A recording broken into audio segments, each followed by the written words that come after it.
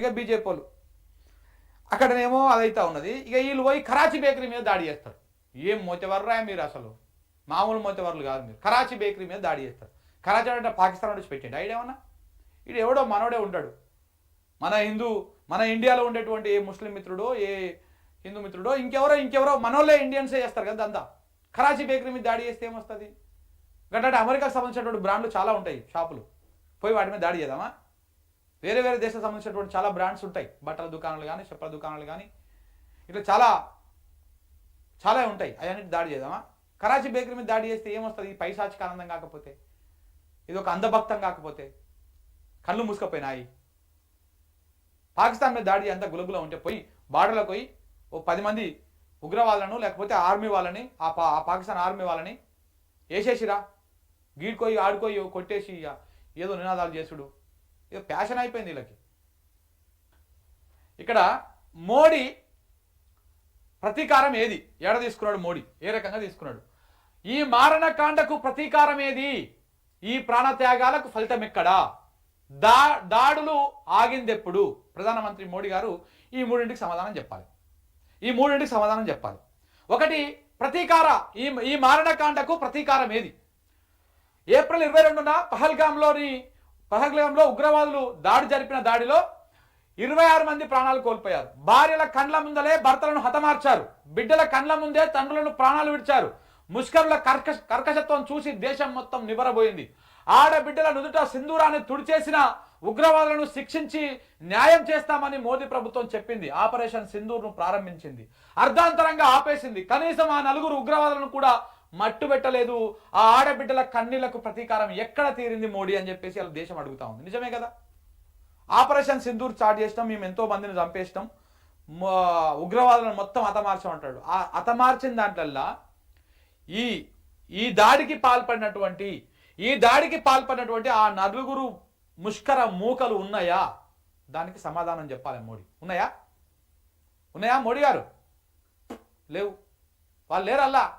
ఉంటే చూపియండి, వాళ్ళ డెడ్ బాడీలు చూపియండి. లేవు. మరి ఎక్కడుంది ప్రతీకారం? ఇంకా ఆపరేషన్ సింధూర్లో భాగంగా 5 జవాన్లు వీరమరణం పొందినట్టు సైన్యం అధికారికంగా ప్రకటించింది.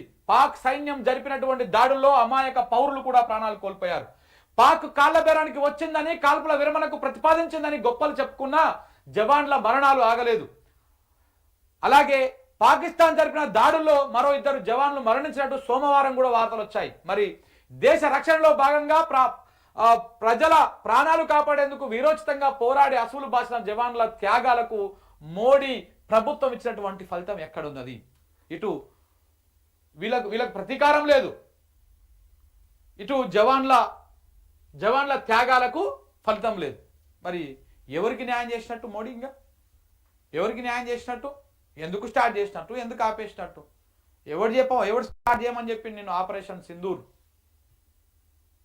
స్టార్ట్ చేసి దాన్ని అర్ధాంతరంగా ముగించేసి మనం వీర విజయం పొందినామని చెప్పేసి మనం గప్పాలు చెప్పుకుంటే సరిపోతుందా? ఇందులో సైన్యానికి సల్యూట్ కొట్టాలి, మనం త్రివిధ దళాలకు సల్యూట్ కొట్టాలి, వీర జవాన్లకు సంతాపం మనం అది చేయాలి, మన వీర జవాన్లకు మనం సపోర్ట్గా ఉండాలి, చనిపోయినటువంటి జవాన్లకు మనము ఆత్మశాంతి కోసం ప్రేయర్ చేయాలి. కానీ మీరు ఇలా ఈ రకంగా ఇది ఏది లేకుండా అర్ధాంతరంగా ముగించి ఇలా పాకిస్తాన్ ముందు మనము గెలిచినామని చెప్పుకుంటే ఎట్లా అండి? దాని తోక కత్తిరించేటువంటి అవకాశం ఉండే కదా, అది లేదు. పోనీ ఇది ఇక్కడ ప్రతీకారం లేదు, ఇక్కడ ఫలితం లేదు. పోనీ దాడులను ఆపిందా పాకిస్తాన్? ఆపలే. దాడులు కూడా ఆపకపాయ. మరి ఇంకా ఏం ఉపయోగం ఏంటిది? ఇంకా ఏం చేసినట్టు గజుడు? దాడులు ఆగిందెప్పుడు? జమ్మూ కాశ్మీర్లోని సాంబా సెక్టర్లో సోమవారం రాత్రి ఎగిరినటువంటి పాక్ డ్రోన్లు. ఇప్పుడు మనం వీడియోలు చూపించాం ఇంతకుముందు. ప్రధాని మోడీ ప్రసంగించి గంట కూడా గడవక ముందే పంజాబ్లోని జలంధర్లో పాక్ డ్రోన్లు ప్రత్యక్షమైంది. దాన్ని కూల్చివేసినట్టు జలంధర్ డిప్యూటీ కమిషనర్ ప్రకటించారు. అమృత్సర్లో బ్లాక్అవుట్ ప్రకటించడంతో పాటు అక్కడ దిగాల్సినటువంటి ఇండిగో 6E2045 విమానాన్ని అత్యవసరంగా తిరిగి ఢిల్లీకి మళ్లించారు. మరోవైపు జమ్మూ కాశ్మీర్లోని సాంబా సెక్టార్లో కూడా పాక్ ఆర్మీ డ్రోన్లు ఎగిరాయి. ఇండియా టుడే టీవీ వీటిని లైవ్ లో చూపించింది. డ్రోన్ల భయానికి జమ్మూ రాజధాని ఎక్స్ప్రెస్ లో లైట్లు ఆపేశారు.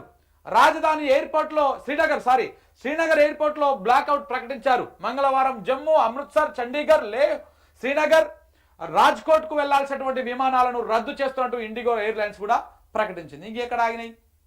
ఏడాగినాయి? పాక్ దాడులు ఆగినాయి. మనం కదా ఆగింది. వాళ్ళు ఏడాగిర్రు?